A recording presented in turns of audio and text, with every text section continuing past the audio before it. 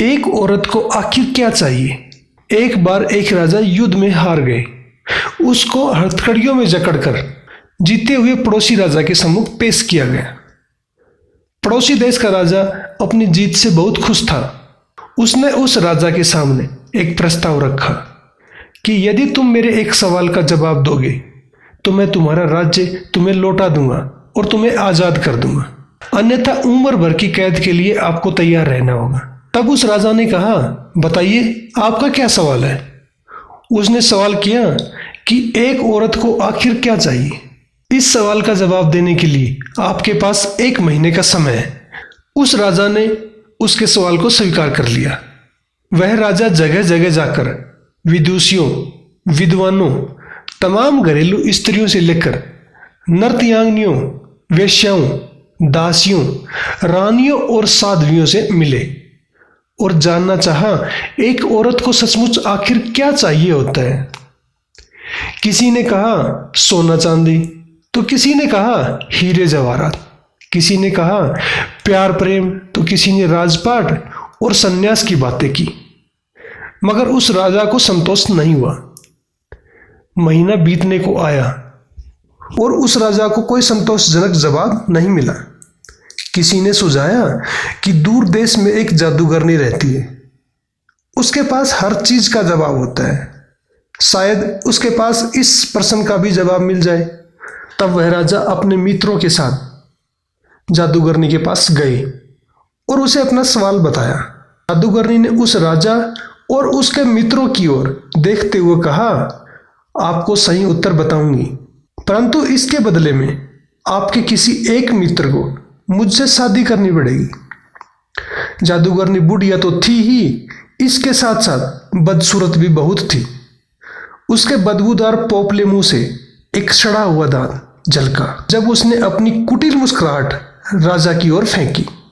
राजा ने अपने मित्रों को परेशानी में नहीं डालने की खातिर मना कर दिया, लेकिन उस राजा के एक मित्र ने कोई भी बात सुनने से मना कर दिया और अपने मित्र के जीवन के लिए उस बुढ़िया से शादी करने को तैयार हो गया।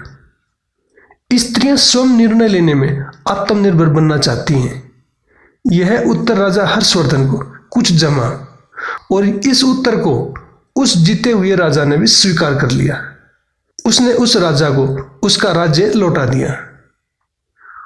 इधर जादूगरनी से उस राजा के मित्र का विवाह हो गया।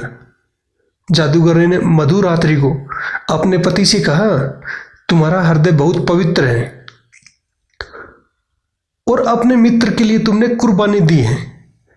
मैं 24 घंटे में से 12 घंटे रूपसी के रूप में रहूंगी और बाकी के 12 घंटे अपने सही रूप में रहूंगी।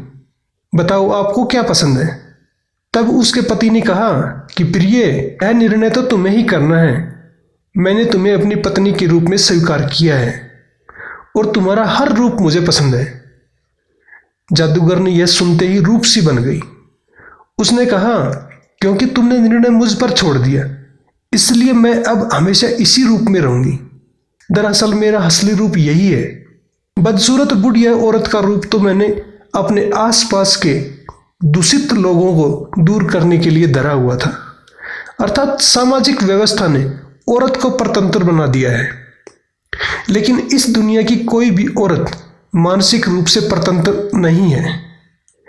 इसलिए जो लोग पत्नी को अपने घर की मालकिन बना देते हैं, वो अक्सर अपने जीवन में हमेशा सुखी पाए जाते हैं।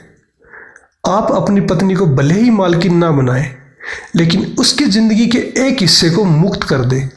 उसे उसके उस हिस्से से जुड़े निर्णय स्वयं लेने देने चाहिए। वीडियो कैसी लगी कमेंट कर अपने विचार जरूर बताएं। वीडियो अच्छी लगी हो तो वीडियो को लाइक और अपने दोस्तों में शेयर करना मत भूलिएगा। वीडियो को अंत तक देखने के लिए आपका दिल से धन्यवाद। जय हिंद।